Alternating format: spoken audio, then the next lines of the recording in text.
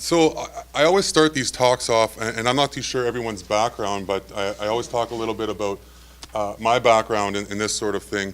I came to this industry possibly in a similar way to other hygienists. My background's in chemistry. I got a couple degrees in chemistry and found myself looking to pursue a PhD. And at that point in time, I thought it might be a little bit more advantageous to jump into the work world. And so I got a job in consulting. When I got into consulting, within my first, well, I'd say my first hour or so, I sat down at a desk and then immediately was tapped on the shoulder by a gentleman. He said, "Michael, with your background, you'd be an excellent occupational hygienist." And I had no idea. I said, "Thank you very much." I had no clue whatsoever what he was talking about. So I found, with a very steep learning curve, I kind of got pushed into that area, and I really enjoy it. And I've been doing this for quite some time. So maybe not more than most of you, but I've had experience in consulting for a number of different years, and then I went to a regulator, and I was an enforcement officer for the province, and I did that for a number of different years. And then I recently jumped over to SafeWork Manitoba. And SafeWork Manitoba has a name that's, if you're familiar with Manitoba at all, our name is very similar to the regulators, which is workplace safety and health. And a lot of the times when we go to visit different clients and whatnot, I always say, listen, we're not the regulators, we aren't workplace safety and health, we don't have an enforcement end coming right behind us, so whatever you tell us, feel free not to worry that you're going to actually have someone behind you giving you orders. It's a bit of an uphill battle for that sort of stuff, but I think that we're making some headway after our very short time around. SafeWork Manitoba has been around for about 5-6 years right now, and really we're an industry here and composed, or a group that's composed mostly of experts in a whole bunch of different fields. We've had people in the mining industry, we had people in the manufacturing industry, and all over the place, and including the medical industry, or medical fields, and with occupational hygiene. And we provide preventative consulting services to just about any industry within Manitoba. With that, when I was brought on board, like I said, roughly 3 years ago in January, SafeWork Manitoba was tasked with developing an occupational disease and illness prevention strategy. And that was part of their 5-year plan, and I was one of the people that was brought on board to help develop that strategy. The strategy was born from a whole bunch of different factors. We were looking first for a complete jurisdictional review and what kind of research was done during that time as well. And also what kind of stuff has been done in Manitoba. So that's also compiling some of the reports that were given to workplace safety and health, and what kind of results and readings that they were finding, what kind of orders they were putting out, and then compiled all in a big data overview. We then gathered an advisory panel, which was also a bit challenging if anyone's had to do that, where you have an entire province, an entire sector, and everyone wants to participate, and sometimes some voices start getting a little bit louder than others. We had the public sector was involved, the enforcement sector was involved, health and safety. We had every single industry's safety association. We had roughly 26 members that were on that panel. So we got input and data from everyone. And really, that culminated in a final completed draft of this document here. And if anyone's, obviously I didn't bring 50 of them, but if anyone wants to come and take a look at it, you can. It's also available on our website. And then eventually it was finally approved by the Prevention Committee, which is a board that sits at WCB and oversees all the different strategies that are going on. So the jurisdictional review is essentially, we reviewed all the different provinces, what they were doing. Some provinces didn't necessarily have a defined occupational disease policy or strategy at the time. Also, we want to take a look at what activities or enforcement's really doing. Our enforcement branch tends to focus on certain sectors for proactive assignments, such as hockey rinks for ammonia exposures and whatnot. We also have a big agricultural sector in Manitoba, so that's another thing that they're looking at focusing on. And then also the training and resources that are available out there. So one of the things that we noticed with our review, and through the panel especially, is that there's not a lot of worker exposure data. And when I mean that, I mean prolonged, large study worker exposures. And in a place like Manitoba, where we have many different industries, and we also have, if anyone's familiar with Manitoba, we have very wide varying amounts of climate. We can get very, very hot and a little on the cold side in the wintertime. I believe one winter we were colder than some places on Mars and Antarctica, so, but you know, that's all right. We also found that there's a very finite amount of tools out there and resources. So, and when I'm talking about that, I'm not necessarily preaching to the choir. I'm talking about for the average worker and the average laborer out there, especially in Manitoba. There wasn't a lot of tools or resources for them to look or draw upon. And there was a disconnect from the worker side. A lot of the times we're seeing, I used to show up on workplaces when I was in enforcement, and there'd be welders there simply, they didn't even have their helmet on, and they're just welding away. And, you know, I had my gear on. It wasn't really hard to miss me, and I'm not the smallest guy on earth, and also, you know, I had all my neon, like, workplace safety and health all over. Guys just welding away, and I'm just talking to them. I'm like, well, what are you doing here, right? So there's a disconnect, and there's a real belief for a lot of workers out there that this isn't an issue, right? Asbestos and whatnot, and welding fume and silica, a lot of the workers, it's not a problem. So we want to change that, and we want to try and gather that data to effectively change that, because a lot of time the workers will come up to us and be like, prove it. How do we know, right? Employers will come up to us, I agree, silica's a problem, not in my shop. Not my problem. This isn't something that we're facing in our facility. Our facility is top notch. I agree it's a problem, but not in our facility. Fair enough. So we wanted to try and get around that and try and really get a robust data set to show some employers and some workers that, look, this is what we're seeing. This is what's going on out there. So here are some of the snippets from the brochure, so to speak.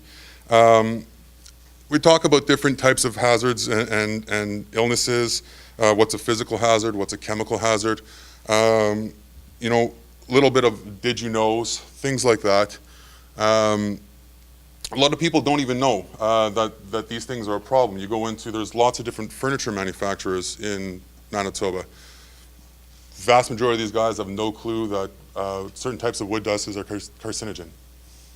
No clue. Covered in dust. I used to take samples for those guys when I was in consulting, and they would be way off the charts, like 10 times over. You know, and the guy would just take an air hose and shoot himself off at the end of the day. Never thinking it's a problem. Never, and even believing. They're like, this is not, what are you talking about? It's wood. It's not no, this is not a problem. So a little bit of the doom and gloom that's in there too. Sometimes we were thinking it might be something to capture someone's attention, you know, give them a little bit of the impact. This is what we're seeing. This is the result of that sort of stuff. And a lot of these things are coming from our own WCB data.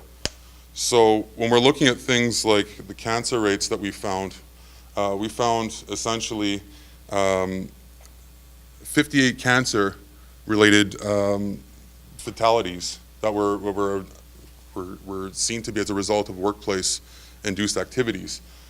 Meanwhile, in Manitoba, we have 42,000 cancer patients in that same time period. Now, I'm not saying that they're all due to workplace activities. By no means am I saying that. But, you know, with the guys that are welding with no helmets on, and the people that are taking in silica in our refineries, there's other, and every other type of factor you can imagine, I would assume that there's probably a higher rate than what we're seeing here, right? Here's another thing. We're talking about diesel exhaust. One of the things with our strategy is that it's over a 5-year period. So, and that's possible to extend it for another 7 years. And the reason why we're taking that long to do it is that we're trying to break up all the different sectors in Manitoba, and we're also trying to do data collection for all of them. We have a fairly large group within SafeWork Manitoba, and we have the equipment that's available. Oh, and by the way, sorry, I forgot to mention this. If anyone has any questions, feel free to throw your hand up, or you can talk to me after too. But we have the people, we have the resources, and we have the ability to go out and do this data collection. Our first year, we're looking at vehicle emissions. So, excuse me, that would be mostly surrounded by diesel. We are using direct reading instruments, so unfortunately we don't have the ability at this time right now to measure elemental carbon, but that will be coming in the next couple years. So we're going to be looking at things like the trucking industry. We're looking at things like maintenance and vehicle repair shops, the different provincial and public agencies, so the city of Winnipeg, the province of Manitoba, their fleet operations. Possibly even our military bases. We have a very large Air Force base in Winnipeg, Manitoba, so they have some exposures as well. So we're looking to capture that sort of thing. The following years, we're looking at silica, and we're looking at welding fume, et cetera, et cetera. Isocyanates is on the board. We're also looking to partner with any stakeholders that want to come by and help us out. We're talking to the Sun Safety Group. So when we're getting into construction industry and road construction, there are those little sensors that we can put on workers' shoulders or on their helmets. So we're capturing multiple things at once. We're doing different shifts as well. So the shift work, when we saw that previous speaker, when they were talking, there's a bunch of slides with some of the things that we're trying to tackle all of that at once. So how long you've been working on the job for, right? And are you seeing an effect with a younger worker or with an older worker that's stuck in their ways, right? Younger worker, perhaps newer, better training. Older worker that's been around and knows it all and thinks that essentially their way is the best way, and which is possible. I don't know. We'll find out, right? But we are looking to capture all of that in one big go. And then we were talking to Dr. Hugh Davies, and he's developed that silica tool. We're looking to hopefully do some more partnering with that group and develop a tool for a whole slew of things that we're monitoring. Will be the input into that particular tool, and then workers within Manitoba will be able to access that tool very easily. So hopefully I'll hit a couple of our points that we're looking at. We have some other things too. Like I said, we included wood dust because still surprised that no one knew that, especially with a lot of the literature out there.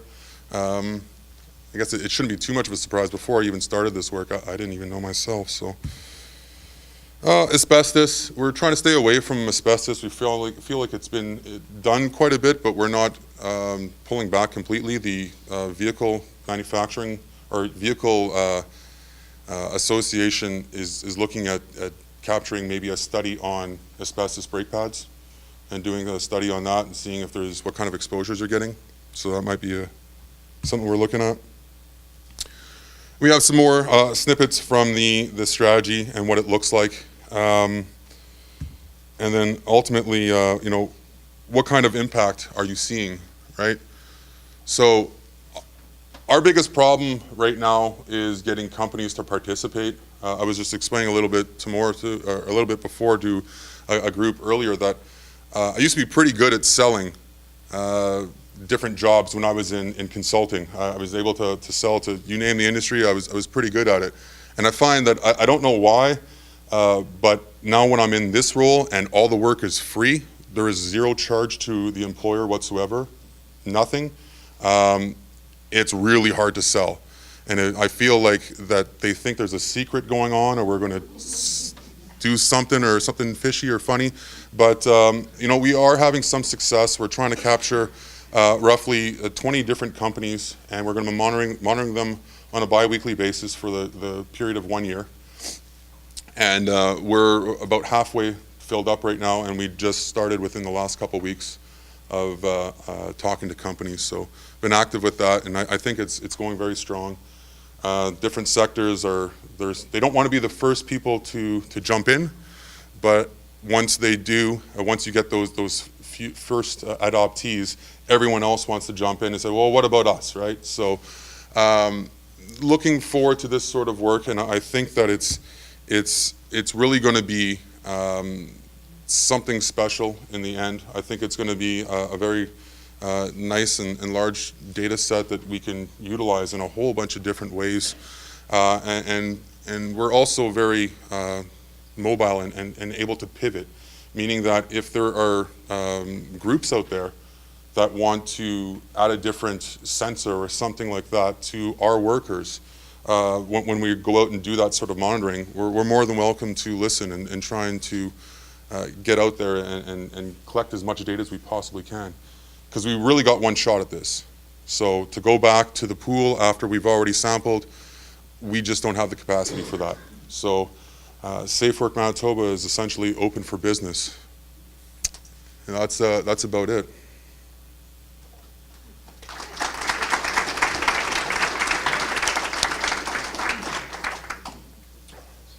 Does anybody have any questions for Mike? About the strategy or about the exposure project? Yep. Right. Can you repeat the question? Yeah, sorry, the question was whether we have a database to be able to take a look and predict trends and whatnot, correct? Yes, but not for the public right now. We're going to be capturing a lot of data, lots and lots of data. And right now it's an issue for us to manipulate the data, so to speak. Our capacity is basically taken up almost entirely just by collecting that data. And once we do have that data and how we adjust or put it into a centralized database, we're looking to do that in the future. So. I have a question actually, just Sure. sort of the scope and scale in terms of, so you're talking 20 different workplaces from a variety of sectors, and bi-weekly monitoring. But are you looking at 10 workers in each place, or like? Right. I guess that's just 5 workers, so we're collecting roughly 2,600 samples in a year. And that's going to be from, a whole bunch of different sources. So the mechanics in the shop doing the exact diesel work to the person, pushing the broom, right? And the person that's potentially, for whatever reason, they decided to put an office space or a desk right in the actual mechanics floor. So collecting all that sort of stuff, night work, day work, a spread, yeah, young workers and such. Sorry, Michael, did you say what actual contaminant are you doing sampling? Right, so right now our direct reading instruments are able to capture 5 different gases. So those gases are carbon monoxide, carbon dioxide, hydrogen sulfide, nitric oxide, and nitrogen dioxide. So those are some of the gases we're looking to capture now. Now, not all those gases are going to be present in the shop, but kind of like there was a package when we bought the instruments, so we figured we might as well add those sensors in there because it will be applicable to other industries. So. But you're using those as surrogates for diesel exhaust exposure? Yeah, well, at least for the nitric oxide and the nitrogen dioxide exposures. So specifically for those types of things, lesser extent carbon monoxide. But correct, so elemental carbon and whatnot is going to be picked up when we can get a pump type device, because you can't effectively capture elemental carbon with a direct reading instrument right now. So that's. Are going to do active sampling for the particulate alongside of the real time, or not? Not at this stage right now. No, we don't have that equipment. We're looking to pick that equipment up in year 2 or 3 of the strategy. Right now our issue isn't so much getting the equipment, but the labs associated with that are quite expensive. So, because you're going to be running 2,600 samples roughly to a lab for, if we're looking at, say, welding exposure, we'll have a metal scan, and even though an ICP-MS basically scans all the metals at once, they still charge you for them all if you want them, right? So, yeah. Yes. So this is a general question. Sure. And I'm just interested to know what Manitoba is doing in this area. There's always been a flavour, or what's, for some years there's been a flavour around control banking. There's a really interesting, it's been used for years, it's small and medium-sized enterprises in the UK called Koch Essentials. Mm-hmm. So basically, it's an online risk assessment for chemicals. So, for people that don't have a hygiene background, they can actually do this online risk assessment, and it tells them how to control the exposure. It's actually a very neat tool. Right. Has Manitoba ever looked at using that kind of a similar tool or that kind of tool? So that's something that we're looking to hopefully develop once we get all this data input and be able to, have you had a chance to see the silica tool at all? Yeah, Hugh Davies actually presented it to Excellent. myself with that borders, and I think it's really important for this group to try and understand what they're doing there, because apparently it's not freely available, is it? Probably not. I don't know because we have it accessible through our organization. So I'm not too sure and I can't speak of that. I don't think it is, but I don't really know. Ours will be freely available, as far as I know, to anyone. I know, and just to forward that, I know we were talking to Hugh, and actually he's looking to do silica collection currently right now. I sit on that board. He's very interested in some of this input just because of the breadth and all the different things going on. So we're measuring things in like silica in quarries and silica in refineries and a whole bunch of different metal manufacturing processes. So we have that capacity and the people and the equipment to do that sort of stuff. So the more data that can be inputted in that tool, it makes that tool that much better. Yeah, I agree. No. I don't know if I'm asking you the question out of turn, but are you finding that you're getting accepted claims for diesel exposure and bladder cancer? So I'm not a WCB expert, and I would say with this sort of stuff and our research that we did previously, no. The amount of cancer claims that we got were extremely low. Really, really low, and very much in stark contrast to the amount of cancers that we've found from Cancer Care in Manitoba. And because we know these things are potential or classified carcinogens, we thought there's a disconnect there, right? And with that attitude of the company saying, problem, yes, but not in my shop, we wanted to try and capture that data that says, well, listen, we might not be seeing the WCB figures that come up here, but we are seeing that there is a high amount of cancers, and we know that these chemicals are a problem. So let's see if we can make a bridge and make a link there. And what's more importantly too is that some of these companies, not only do they want to participate, but they want to be very proactive, meaning that their control measures, they want to be active and potentially change those control measures when they see potentially elevated levels, right? So we can capture hopefully a whole bunch of different control measures and their effectiveness on a workplace in this study, and hopefully provide other Manitoban companies with when they want to invest money in safety and health, they can hopefully make a little bit more of an educated decision. Well, it's across Canada. Mm-hmm. Yeah, because I agree. Yeah. Yeah. No, I've just. Yeah. Yeah. Yeah, that's right. Yeah. Yeah. No, absolutely. Not finding accepted claims, is what you're saying. Not to